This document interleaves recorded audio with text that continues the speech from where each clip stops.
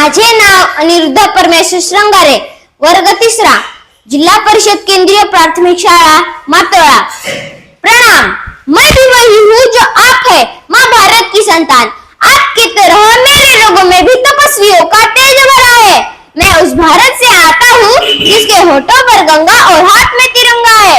मैं उस भारत से आता हूँ जो सत्यम शिवम सुंदरम, कभी वंदे मातरम, कभी गुजरात मराठा द्राविड़ उत्कल बंगा है।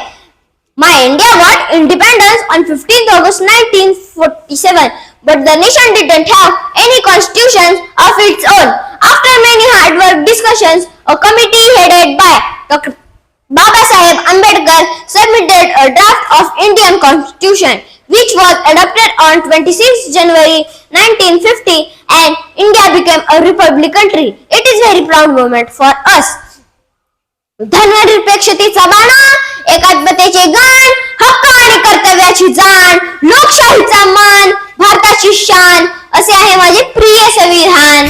धर्माने जरी माणसाला माणूस म्हणून नाकारले असले तरी या संविधानाने माणसाला माणूस म्हणून दर्जा दिला, हे कधीच विसरू नका मित्रांनो।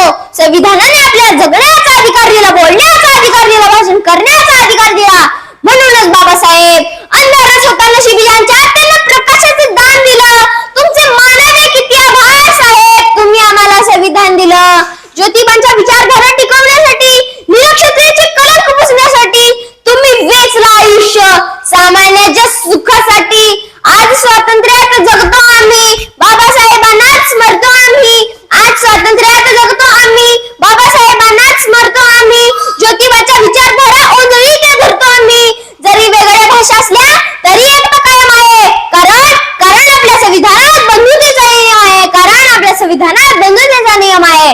हा सलोखा ही बंधुता राष्ट्रभाव हा वाढत जाईल, हा सलोखा ही बंधुता राष्ट्रभाव हा वाढत जाईल। रोज पहाटे सूर्य दिसला की तुमची आठवण येत राहील, रोज पहाटे सूर्य दिसला की तुमची आठवण येत राहील, तुमची आठवण येत राहील।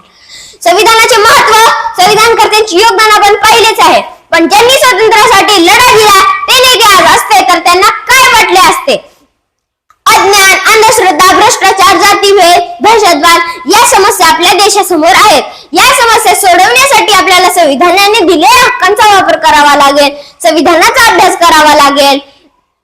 मला वाटते राष्ट्रगीताच्या वेळी सावधान स्थितीमध्ये उभे राहणे आणि झेंडावंदनाच्या वेळी पांढरे कपडे घालून झेंड्याला सॅल्यूट मारणे ही राष्ट्रभक्ती नाही, तर व्यवसायाच्या रूपाने आपण जितके जग सुंदर करू शकतो तीच आपली देश सेवा।